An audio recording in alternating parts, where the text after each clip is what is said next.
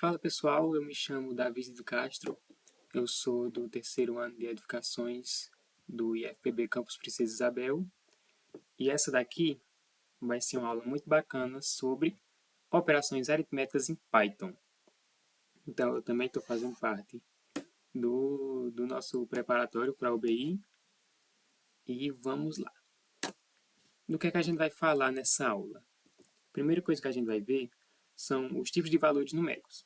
Então a gente tem valores do tipo int para inteiros e valores do tipo float para números que não são inteiros, números que têm vírgula, 2,5, 3,7, 1,4, esse tipo de número. A gente também vai ver, depois disso, operações mais elementares, a soma, subtração, multiplicação e divisão comum. Vocês vão entender mais para frente por que eu coloquei divisão comum e não só divisão. A terceira coisa que a gente vai ver são operações que não são tão elementares assim. No caso, são a potenciação. Vocês também vão ver que dá para calcular a raiz de um número usando o operador de potenciação.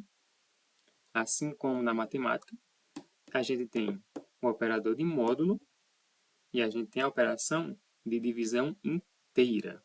Por isso que eu fiz essa diferenciação da divisão comum para a divisão inteira. Vocês vão entender o porquê disso. No final, a gente vai estar resolvendo questões do NEPS Academy.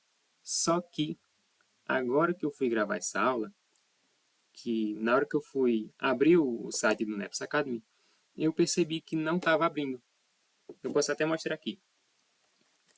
Deixa eu sair do slide, abrir o navegador, colocar NEPS Academy. Não vou apertar em entrar porque aí vai aparecer minha conta. Mas olha, não está abrindo. O que é que a gente vai fazer? Como eu já tinha anotado aqui as questões que eu vou pegar, são questões fáceis e são questões que eu me lembro. Então a gente vai fazer sem usar o site. Mas já tem vídeo no canal, Micaías já gravou um vídeo falando sobre como usa o NEPS Academy, então eu acredito que vocês saibam usar. Vamos lá. Tipos de valores numéricos. Tipo int, como eu já falei ainda agora, ele é usado para armazenar valores inteiros. Então, por exemplo, essa variável chamada valor 1, ela está recebendo o número 5. Esse número 5 é um número inteiro, então essa variável é do tipo int. Já a variável valor 2, ela está recebendo o número 5.4, que no nosso caso, no português, seria 5,4. Só que a gente está seguindo um padrão americano, que vai usar pontos ao invés de vírgulas e vírgulas ao invés de pontos. Então, por exemplo, o número 1000, a gente escreve 1.000. Só que no inglês não, na matemática lá fora o pessoal usa a vírgula, então seria 1,000. Vamos lá. Sim, só voltando. A variável valor 2, ela está recebendo o número 5.4, que como não é um número inteiro, isso quer dizer que a variável não é do tipo int. Mas de que tipo essa variável é? Ela é do tipo float. O tipo float é usado para armazenar valores que não são inteiros. Então, por exemplo, o valor 3 é uma variável que está recebendo o número 5.4. O mesmo 5.4 daqui, que também não é inteiro. Já a variável valor 4, ela está recebendo o número 8. Como o número 8 é inteiro, a variável valor 4 também é do tipo int. Isso quer dizer que ela não é do tipo float. Caso eu tivesse colocado valor 4 igual a 8.0, isso quer dizer a variável valor 4 vai receber o número 8.0, aí nesse caso sim. Apesar de 8.0 e 8 serem o mesmo número, a variável vai ser de um tipo diferente. Só uma atenção, que é sobre aquela questão que eu falei ainda agora, de usar o ponto ao invés da vírgula. Então, 5,4 em Python vai ser 5.4. Agora, algo que é muito interessante. Quando a gente vai imprimir um valor do tipo float, pode acontecer dele ter várias casas decimais e nessa última casa decimal você ter algum erro de precisão. E o que é que você faz para contornar isso? Você vai imprimir esse valor numa string formatada, que em Python é o que a gente chama de f-string. O f significa formatado. Como que a gente escreve uma f-string em Python? A gente coloca lá as aspas da string e antes da primeira aspa você coloca um f, f de formatado. Então, dentro dessa pequena estruturazinha do f com as aspas, você vai poder escrever uma string que vai receber uma formatação. Então, nesse caso, você tem o valor float sendo impresso, sendo colocado dentro dessa string, e você tem esse dois pontos e esse ponto 2f depois do valor float, que quer dizer que esse valor vai ser escrito com somente duas casas decimais. Se eu tivesse colocado, por exemplo, dois pontos, ponto 3f, seriam três casas decimais. Se fosse ponto 5f, seriam 5 casas decimais e assim por diante. Então, é dessa forma que a gente pode determinar a precisão de um número do tipo float, quando a gente está imprimindo na função print. Ou só colocando numa variável também. Isso aí serve. Agora, finalmente, a gente vai olhar os operadores, que é o intuito dessa aula. O primeiro operador que a gente vai ver é o de soma, que é representado pelo símbolo do mais, assim como na matemática. Então, você tem essa variável chamada soma inteira, que está recebendo o valor 12 mais 25. Quando eu coloco dentro da função print, ele vai imprimir 37, que é exatamente 12 mais 25. Quando você soma dois números inteiros, dois números do tipo int, a variável que vai receber essa soma também vai ser do tipo int. Porque 37, que nesse caso é a soma do 12 com 25, é um número inteiro. Agora, a gente está vendo a soma de valores do tipo float. Então, você tem 2.5 mais 5.7. O resultado, 8.2, é um número com uma casa decimal ali, é um número que não é inteiro. Então, a variável soma1 é uma variável do tipo float. Já a variável soma2 também é do tipo float, porque está recebendo 2.5 mais 5, que é 7.5. 7.5 não é um número inteiro. 7.5 é um número não inteiro. Então, soma 2 vai ser do tipo float também. E vejam que a gente está usando f-strings aqui também, para colocar o valor dentro da string. No outro caso, a gente não colocou dentro do f-string porque eu só queria imprimir o valor. Se eu quisesse colocar alguma frase ou coisa do tipo, aí sim eu colocaria dentro de um f-string também. Agora para a subtração. O caso da subtração é parecido com o da soma. Então, se você subtrai números inteiros e o resultado logo é inteiro também, a variável que vai receber esse valor também é inteira, vai ser do tipo int. Então, essa variável subtração inteira que eu coloquei aí, ela está recebendo o número 50 menos 23, que é 27. 27, como é inteiro, faz com que a variável subtração inteira seja do tipo int. Agora, a gente está vendo subtração de números do tipo float. Você tem a variável subtração 1 recebendo 34.2 menos 12.4, que dá 21.8. 21.8 não é um número inteiro. Então, a variável subtração 1 não é do tipo int, ela é do tipo float. Assim como a variável subtração 2. Ela está recebendo o valor 34.2 menos 12, que é 22.2. 22.2 não é um número inteiro, é um número que não é inteiro. Então, a variável subtração 2 também não é do tipo int, ela é do tipo float. Agora, a multiplicação. A multiplicação ela também é semelhante à soma e à subtração. Então, você tem aqui a variável multiplicação inteira, recebendo o valor 4 vezes 6. Só uma coisa, o sinal, o operador de subtração, ele parece com o menos, que a gente usa na matemática. Assim como o de soma, ele é o mais que a gente usa na matemática. Já no caso da multiplicação, a gente está usando asterisco.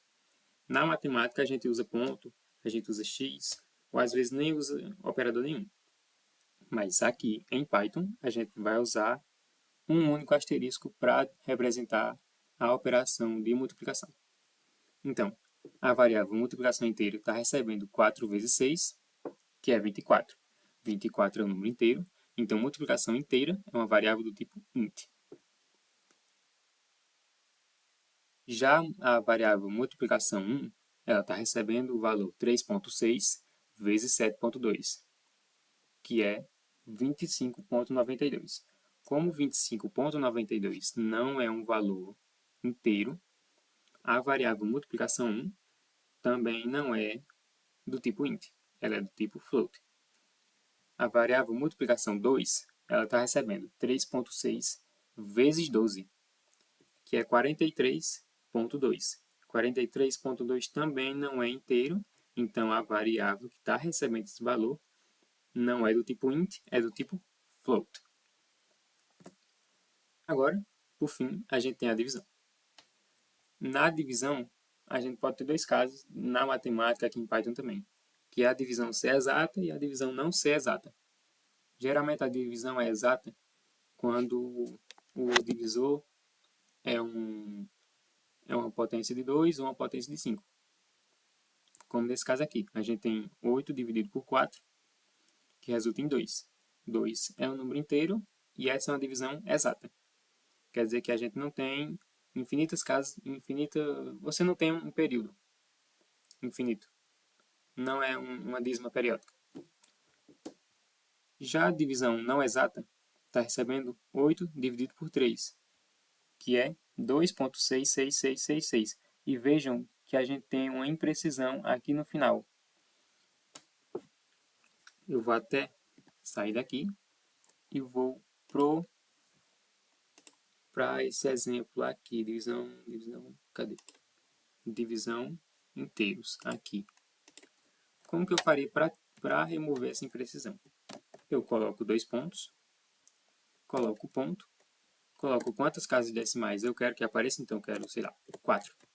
Coloco um F, venho aqui para rodar o código e o que é que vai aparecer? Agora vai aparecer 2,6667. Nesse caso ele arredondou. Então vai ficar assim. Vamos voltar para a aula. A gente também pode estar dividindo números que não são inteiros. No caso, só voltando, a variável divisão exata está recebendo o número 2, que é um número inteiro, então a variável vai ser do tipo int e não do tipo float. Já a variável divisão não exata está recebendo o número 2,666666666, vários 6, 5.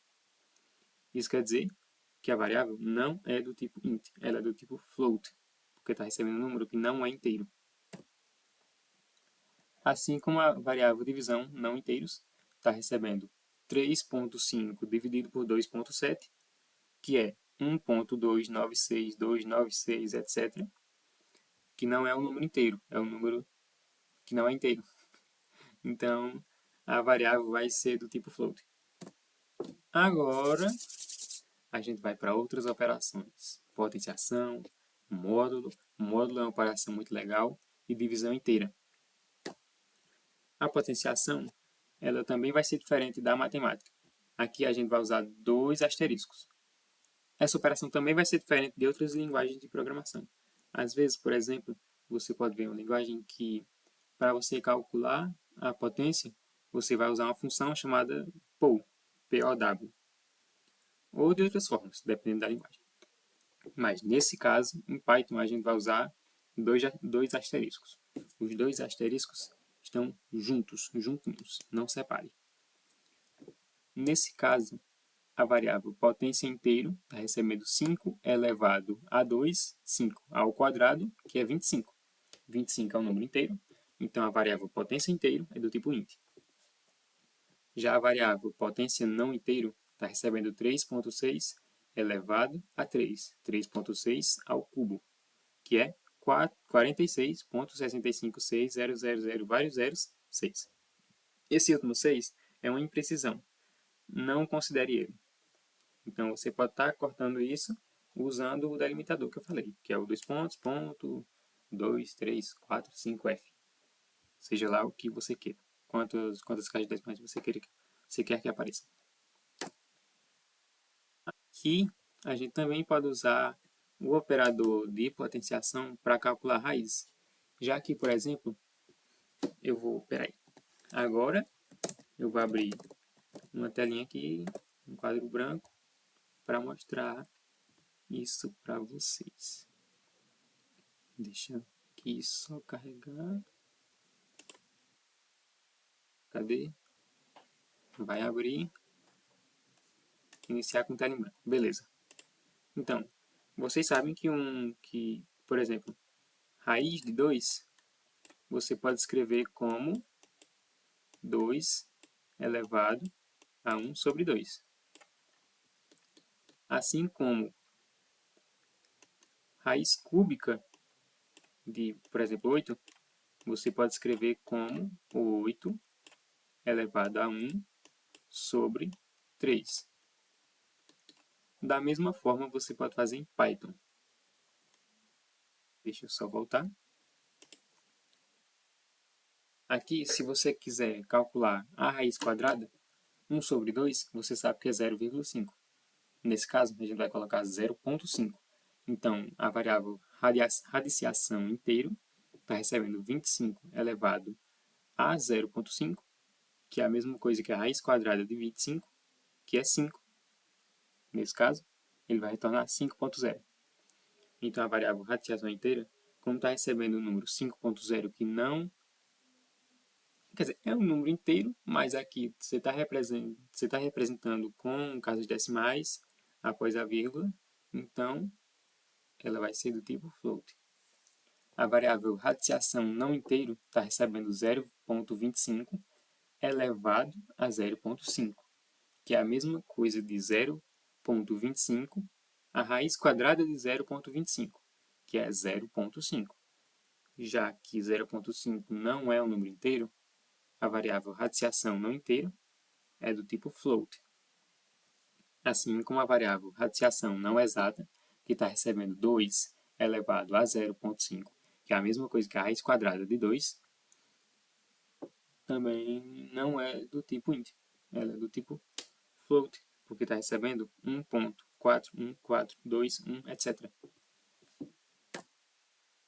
Agora a gente vai ver a operação de módulo. A operação de módulo é muito interessante. O que a operação de módulo faz?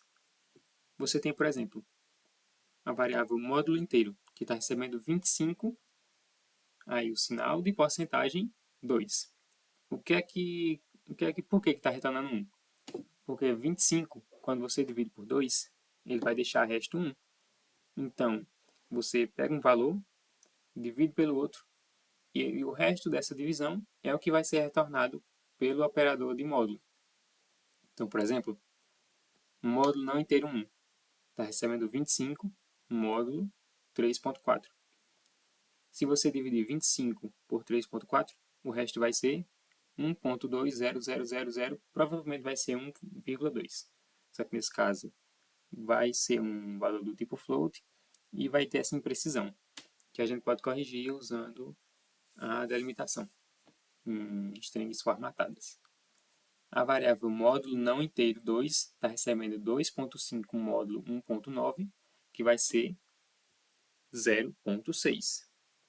Eu vou dizer só o 0.6 porque eu vou descartar toda essa imprecisão que está aparecendo aí. Então, vamos lá. Uma coisa muito legal. Como que a gente sabe se um número é par ou ímpar? Se ele é divisível por 2. Então, por exemplo, 4 é par, porque 4 dividido por 2 é 2. E o resto é qual? 0. Um número dividido por 2, ele só pode ter dois restos diferentes, 0 ou 1. Se o resto for 0, esse número é par. Se o resto for 1, esse número é ímpar. Então, por exemplo, 25 é ímpar e vai deixar resto 1. Se fosse 24, 24 é par, então vai deixar resto 0. Agora, por fim, a gente olha a operação de divisão inteira, que vai ser quase como a divisão comum, que a gente viu antes, com a barrinha, só que nesse caso com 12 barrinhas, o que quer dizer que o resultado vai ser sempre inteiro. Vai ser sempre inteiro arredondado para baixo. Então, por exemplo, no caso dessa primeira variável, que está recebendo 6, divisão inteira, 4. 6 dividido por 4 é 1,5, como a gente vê aqui em cima. Só que, como eu quis a divisão inteira, ele vai pegar esse 1,5 e vai arredondar para baixo. Ele sempre vai arredondar para baixo. Ele não vai arredondar para cima, ele vai arredondar para baixo. Então, ao invés de 6 divisão inteira, 4, retornar 1,5, ele vai retornar 1. Divisão inteira 2 está recebendo 8,9. Divisão inteira 3,7, que vai ser 2. Caso eu tivesse colocado somente uma barra para a divisão comum, o resultado seria 2,405, etc. Agora, a gente vai para as questões, para a parte mais interessante, para a parte prática da nossa aulinha. Eu vou fazer aqui uma pasta. O nome dessa pasta, O nome dessa pasta vai ser média inteira, que é o nome da nossa questão.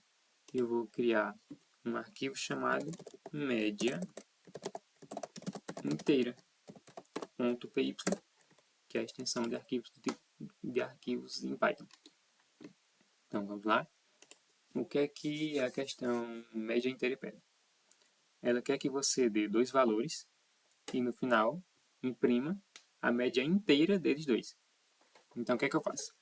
Eu tenho um valor A que vai receber um input.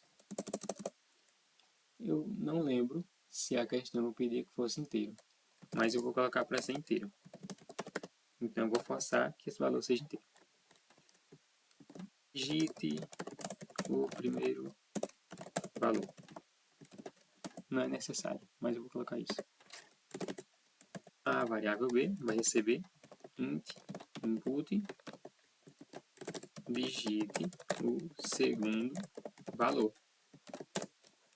Beleza, o valor que eu digitar na hora que isso aqui aparecer na tela, vai entrar nessa variável.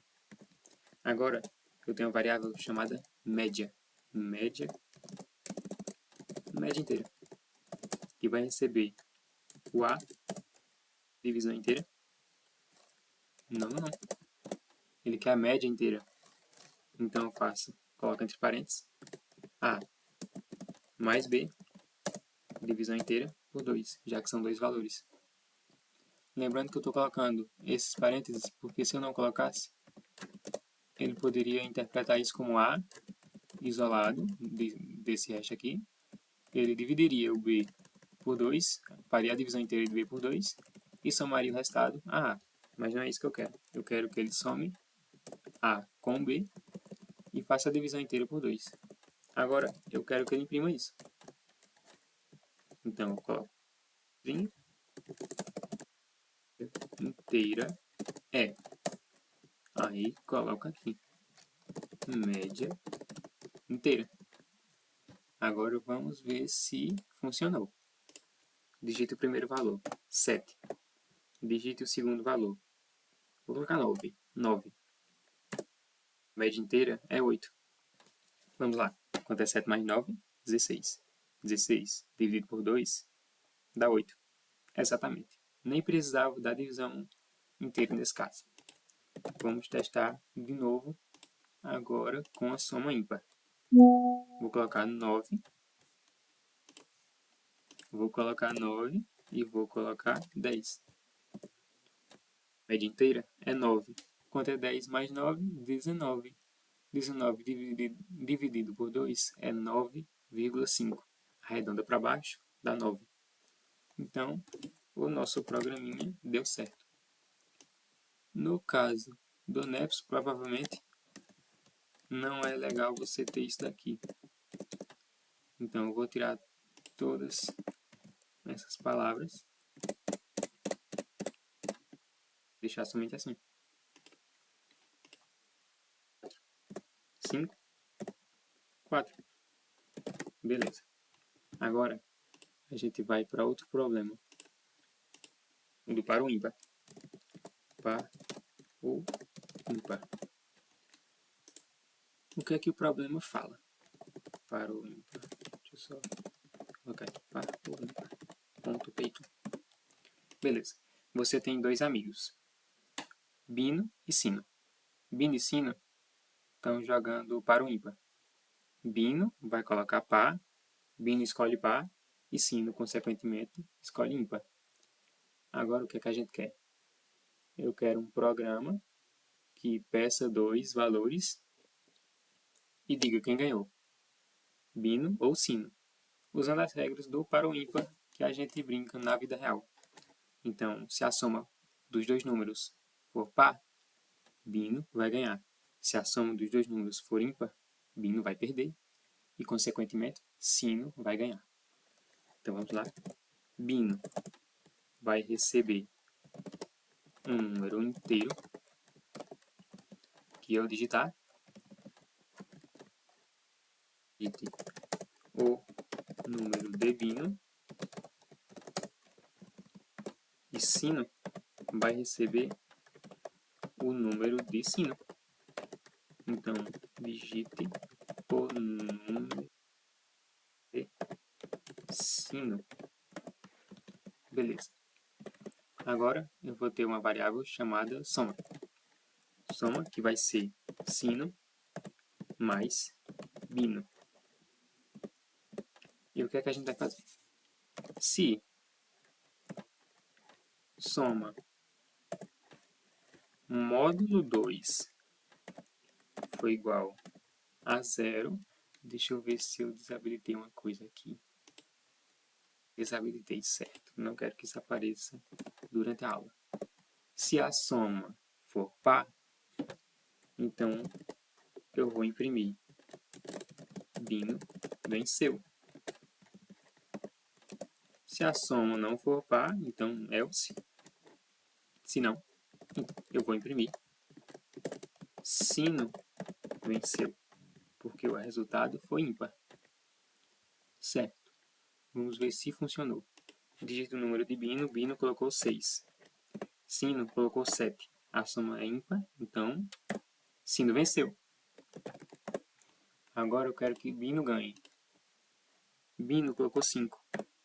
Sino colocou 7. O resultado da soma 5 mais 7 é 12. 12 é par, então Bino vence. Conseguimos fazer o nosso programa. Mas, provavelmente, no NEPS vai estar dessa forma. Você não precisa colocar tanta coisa. Só Bino, Sino e tirar essa mensagem. Essa mensagem também é desnecessária. Tá? Certo. Só para testar. Coloca um valor, coloca outro. Bino. Vou testar agora com ímpar. Coloca um valor, coloca outro. Sino. Certo. Tudo, tudo funcionando. Essa foi a nossa aula sobre operações aritméticas. Eu espero bastante que vocês tenham gostado. Eu espero que vocês tenham aprendido a usar esses operadores. E espero que vocês possam aprender ainda mais com as nossas próximas aulas. Muito obrigado.